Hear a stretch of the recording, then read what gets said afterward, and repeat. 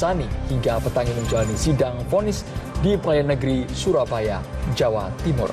Ya, dalam sidang ini jaksa menuntut hukuman 16 tahun penjara karena tindakan pencabulan dan pemerkosaan terhadap seorang santri yang melaporkan terdakwa.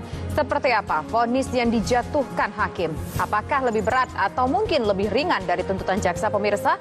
Kita akan menggambarkannya di Kabar Petang kali ini. Saya Tisa Noveni dan Andromeda Merkuri. Inilah Kabar Petang selengkapnya.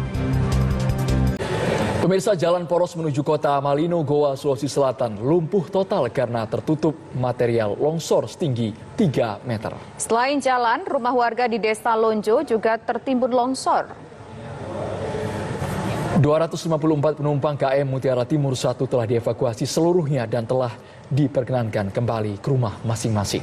Proses evakuasi para penumpang berlangsung hingga Kamis dini hari tadi. Sebuah pohon tumbang di Jalan Kuningan Mulia Setiabudi, Jakarta Selatan pagi tadi akibat hujan deras yang mengguyur ibu kota sejak dini hari tadi mengakibatkan sejumlah ruas jalan mengalami kemacetan.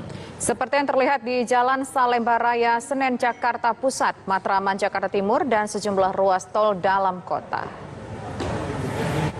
3 rumah di Penggilingan Cakung, Jakarta Timur terbakar. 8 unit mobil pemadam kebakaran. Akibat hujan disertai drainase yang tidak berfungsi optimal, Jalan Bangun Nusa Cengkareng, Jakarta Barat tergenang. Penjabat Gubernur DKI Jakarta Kamis pagi meninjau progres pembangunan rumah pompa Pulau Mas. Terdakwa kasus perkosaan santriwatinya Muhammad Subci Azal Sani alias Mas Beci menjalani sidang vonis di Pengadilan Negeri Tahun penjara oleh Hakim Pengadilan Negeri Surabaya, Jawa Timur. Lalu bagaimana perkembangan terbaru sidang vonis pencabulan santriwati di Jombang, Jawa Timur? Kami akan ajak Anda bergabung bersama dengan Gold. Tadi kalau kita simak bersama ada hal-hal yang meringankan. Pertimbangan dari majelis hakim yakni bahwa terdakwa ini tidak pernah sama sekali dihukum. Kemudian berlaku sopan dan juga kooperatif selama menjalani persidangan. Tapi cukup jauh ya Tisa, dari tuntutan JPU 16 tahun ini kurang dari setengahnya, 7 tahun hukuman penjara. Ya, selain itu juga tadi kita melihat bahwa seperti yang disampaikan rekan kami Goldi Gumilang tadi, banyak dukungan yang disampaikan kepada terdakwa di mana simpatisan dari pondok pesantren datang ke pengadilan untuk memberikan dukungan, pemirsa. Pemirsa, kasus pencabulan melibatkan Mas Berry terhadap santriwati Pondok Pesantren Sidikiah Ploso Jombang menjadi perhatian publik. Dan untuk menangkap tersangka ini, pemirsa, polisi sempat kesulitan karena dihalang-halangi oleh ratusan santri pada saat itu.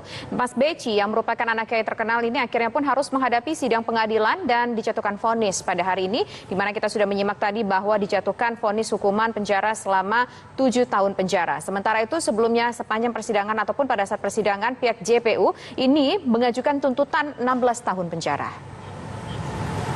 Sidang vonis kasus perkosaan santriwati dengan terdakwa Muhammad Subci Azal Sani alias Mas Beki bersama pakar hukum pidana Prof. Hipnu Nugroho. Selamat sore Prof. Hipnu, kami ingin tahu. Mbak. Pemirsa, polisi menegaskan penyebab tewasnya 4 jenazah satu keluarga.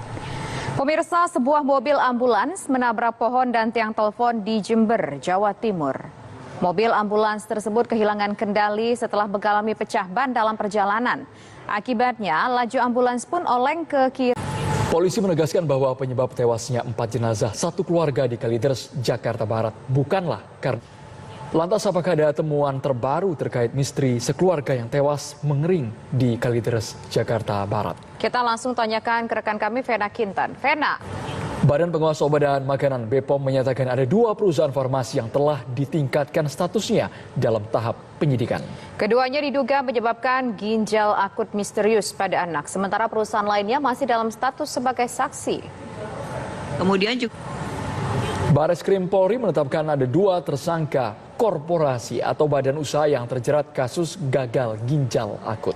Ya, untuk memperbarui lebih lanjut pemirsa informasi terbaru mengenai seputar penetapan tersangka ini, sudah bergabung bersama kami dengan Brigjen Pol Pipit Trismanto selaku Dirjen Tindak Pidana Tertentu Dirtipider Bareskrim Polri. Selamat petang. Pemirsa, Kabar Petang akan segera kami lanjutkan usai kumandang azan maghrib untuk wilayah DKI Jakarta dan sekitarnya.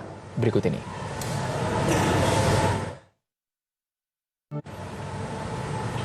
Selamat menjalankan ibadah salat maghrib bagi Anda yang berada di wilayah DKI Jakarta dan sekitarnya. Kita lanjutkan kembali kabar petang pemirsa. Audiensi berlangsung antara Kepala Bagian Hukum dan Pengaduan Rosinawati dengan sejumlah keluarga korban tragedi Kanjuruhan. Sesaat lagi di kabar petang, perempuan pelaku penipuan ratusan mahasiswa IPB.